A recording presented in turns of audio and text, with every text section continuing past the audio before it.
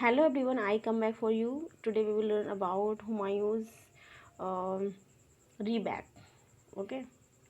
तो देखिए, ज़िंदगी में उतार चढ़ाव में बहुत सारी परेशानियाँ रहती है. अभी हमने पढ़ा था कि किस तरीके से 1532 में और जो है जो उन्होंने चिनार का किला जो था, चिनार का किला, और किस तरीके से उन्होंने छोड़ दिया अपने हाथों से. बहुत सारी इनकी लाइफ में हुमायूं की बहुत सारी प्रॉब्लम आई. लेकिन जब इन्होंने अकबर का जन्म जो हुआ था, अकबर जन्म का हुआ था 1542 में, और 1541 में इन्होंने शादी की थी हमीदा बानम से, है ना, जो कि मीर अली अकबर की बेटी थी. तो जब इन्होंने शादी की हमीदा से, तो उनका अकबर 1542 में जो है अकबर का जन्म हुआ. जब किसी बच्चे का जन्म होता है, कहते हैं अपना नसीब लेकर के आता है, तो इनकी ज़िंदगी में कई सारी खुशियाँ आना शुरू हो गई. तो अल्लाह ताला सबकी औलाद मलाई करिए. मैं तो दुआ करती हूँ कि सबकी औलाद अच्छे नसीबों वाली हो, जिससे कि माँ बाप की ज़िंदगी में बदलाव आए. और यही बदलाव change is the name of life, we can say that simply. So देखिए, हुमायूं द्वारा पुनः सिंहासन रूढ़ होने के प्रयत्न क्या रहे. निर्वासन के दौरान हुमायूं काबुल में ही रहे. आई एम टेकिंग पॉइंट रही है. ओके. हुमायूं ने 1545 ईस्वी में ईरान के शासक की सहायता से कंधार, काबुल पर जो है अधिकार कर लिया. 1545 में किसने अधिकार कर लिया? तो हुमायूं ने काबुल में रहे थे. 1545 में इन्होंने ईरान के शासक जो थे उनकी सहायता से कंधार और काबुल को इन्होंने अपने अंडर में लिया, जो कि इन्होंने किसको दिया था? कैसे? कामरान, अपने भाई को दी थी. दोनों जगह किसी दी थी पहले इन्होंने? कामरान. जब इनके फादर जो थे, फादर का नाम क्या था इनके, बताइए? बाबर. ठीक है, आगे. यस, सेकंड पॉइंट इज 1553 में शहरशाह के उत्तराधिकारी, जिनका नाम था इस्लाम शाह, की डेथ हो जाने की वजह से अफगान साम्राज्य जो है विघटित होने लगा. ऐसी स्थिति में हुमायूं को अपने राज्य प्राप्ति का अवसर जो है मिला. इससे क्या हुआ कि हुमायूं को लगा कि भाई अब इनका जो है जो मिलिट्री सिस्टम जो था वो टूटने लगा, जिससे कि का फ़ायदा उठाकर हुमायूं ने दोबारा से कौन सी जगह को जीता था? ऐसे थे कि हुमायूं ने अपने राज्य को प्राप्त जीता नहीं है भी, इन्होंने सिर्फ फ़ायदा उठाया उस चीज़ का कि भाई इनकी शेरशाह सूरी की जो मिलिट्री थी वो टूटने लगी थी. 1554 की बात है. हुमायूं अपनी सेना के साथ पेशावर पहुंचे और 1555 में उन्होंने जो है लाहौर पर कब्जा किया. 1555. देखिए किस तरीके से 1545, 53 और 54 उनके लिए कितने ज़्यादा कह सकते हैं लकी रहा. 1555 में लुधियाना से लगभग 19 मील से पहले सतलुज नदी के किनारे स्थित एक मच्छीवाड़ा नामक जगह पर हुमायूं और अफगान सरदार हैबत खां और तातर खां के बीच संघर्ष हुआ. संघर्ष का परिणाम हुआ कि हुमायूं के पक्ष में रहा. इतना संपूर्ण पंजाब जो है मुगलों के अधिकार में दोबारा से आ गया. देखिए, एक बेटे के आने, वो जो संपूर्ण जो शासन सत्ता जो है मुगलों की जो दोबारा आ रही, वो किसके लिए आ रही? अकबर के लिए आ रही है ना. 1555 में अफगान सेना और मुगल सेना के बीच सरहिंद का युद्ध हुआ. सरहिंद का युद्ध पूछा जाता है कब हुआ, किसके बीच हुआ? था अफगान सेना और मुगल सेना के बीच 1555 में हुआ. अफगान सेना का नेतृत्व जो है वो कर रहे थे, जिनका नाम था सिकंदर शाह सूर. ठीक है, इसको हम दोबारा से पढ़ने की कोशिश करेंगे, क्योंकि ये हमारा लास्ट पॉइंट है. मुगल सेना का नेतृत्व, मुगल सेना के साथ नेतृत्व कौन कर रहा था? मुगल सेना को लीड कर रहे थे बैरम खां. और इस युद्ध में अफगानों की जो है हार हुई, और जो है हुमायूं और यानी कि हम कह सकते हैं जो मुगल सेना थी वो घोषित हुई. सरहिंद विजय के बाद 1555 में एक बार दोबारा से दिल्ली के तख्त पर हुमायूं को बैठने का सौभाग्य प्राप्त हुआ.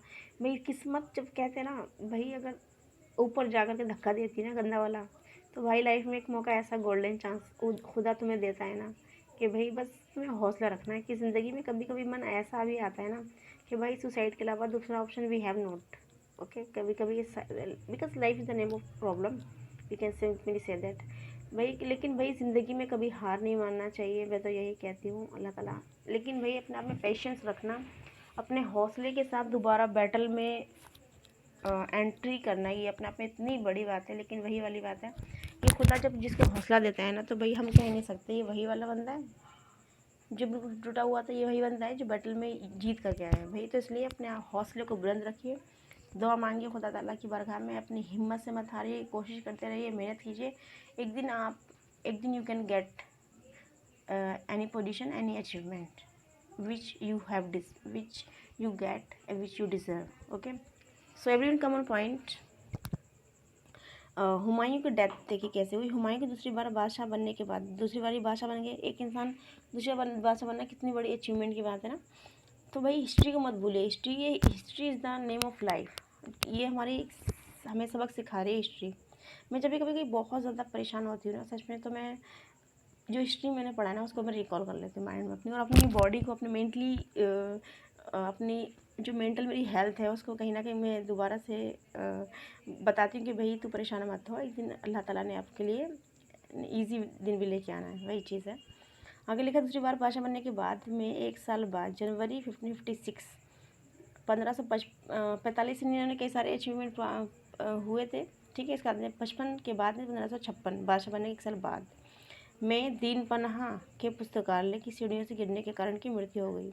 मतलब कितनी सिंपल सी बात है भाई। बताओ, जो इंसान जिसने लाइफ में एक बार बादशाह बना, फिर सर्वाइव किया, फिर बादशाह बना, लेकिन उसके बाद में क्या हुआ, सीढ़ियों से गिरने के बाद। सोचिए वो जो लाइब्रेरी होगी उसकी सीढ़ियाँ कितनी ऊंची होंगी। मेरे ख्याल से I will edge it size similar to Jama Masjid stairs. मेरे ख्याल से जामा मस्जिद की जो स्टेयर्स है, दिल्ली वाली जामा मस्जिद की स्टेयर्स की अकॉर्डिंग ही होगी, यहाँ तक मुझे लगता है। क्योंकि पहले ज़माने में बहुत अच्छे से जो आर्किटेक्चर जो थे वो डिज़ाइन किया करती चीज़ों को, ताकि जो नीचे ना हो जो भी हमारे मोन्यूमेंट्स हैं। ओके, सो देखिए वो नीचे गिरने के बाद में दीन पनाह के नामक जो लाइब्रेरी थी उसमें से गिर गई और उनकी डेथ हो गई। हुमायूं की कब्र ईरानी संस्कृति से प्रभावित थी, जिसका वास्तुकार मिर्ज़ा गयास बेग थे। इनकी पत्नी हमीदा बानो बेगम की हुमायूं को अमूल्य भेंट थी। यह मकबरा दिल्ली में स्थित है। दोबारा पढ़ूंगी मैं इसको। हुमायूं की कब्र ईरानी संस्कृति से प्रभावित है, जिसका वास्तुकार, जिनका नाम था मिर्ज़ा गयास बेग, और उनकी पत्नी हमीदा बानो की हुमायूं को अमूल्य भेंट थी। उनकी पत्नी हमीदा बानो बेगम की हुमायूं को अमूल्य भेंट थी। यह मकबरा दिल्ली में स्थित है। यानी कि अपनी पत्नी के लिए उन्होंने कुछ बोला होगा भाई, उन्होंने अपना मकबरा इसी अंदाज से बनवाई। उनकी बीवी के लिए एक गिफ्ट था। हुमायूं का मूल्यांकन जो था वो पहले से बोल गए होंगे अपना मरने से पहले। राज्याभिषेक से लेकर हुमायूं अपनी मृत्यु के समय तक संघर्षों में ही अपना जीवन व्यतीत करते रहे। यही कारण है कि हुमायूं को मृत्यु के बाद भी लेन पून ने कहा है कि हुमायूं जीवन भर लड़खड़ाता रहा, और लड़खड़ाते हुए ही उनकी डेथ हो गई। लेकिन ज़िंदगी में लड़खड़ाना वो तो किस्मत की बात है, लेकिन we don't get hopeless, and we don't lack of any kind of bharosa, we can say that simply. Belief is the most important things which is a very important role play in our life. हमने पढ़ा कि हुमायूं की दूसरी बार बादशाह बनने के बाद में 1556 में उनकी सीढ़ी, जो कि दीन पनाह नाम की लाइब्रेरी थी, वहाँ डेथ हो गई थी। और हमने पढ़ा कि लेनपुल ने कहा इनके जीवन जो है लड़खड़ाते हुए जिया उन्होंने, और लड़खड़ाते हुए इनकी डेथ हो गई। ठीक है, काफ़ी संघर्ष से इनका जीता। लेकिन इसमें सबसे ज़्यादा इंपॉर्टेंट जो चीज़ है वो मुझे सबसे ज़्यादा ये लगी कि हुमायूं ने जो दोबारा से एंट्री जमा करी थी 1545 में, तो 1553 में क्या हुआ था, ये सब चीज़ें जो है आपको बहुत ज़्यादा इंपॉर्टेंट हैं एग्जाम पॉइंट ऑफ व्यू से, इसके बारे में ज़्यादा याद करना। 1545 में इन्होंने कंधार काबुल पर कब्जा किया था। उसके बाद में 1553 में जो शेरशाह सूरी का उत्तराधिकारी का नाम इस्लाम शाह की डेथ हो गई। इसके बाद में इन्होंने अवसर मिल गया था उनको 1553 में हुमायूं का। 1554 की बात अगर हम बात करें तो हुमायूं ने पेशावर पहुंचे तो लाहौर पर कब्जा कर लिया था 1555 में।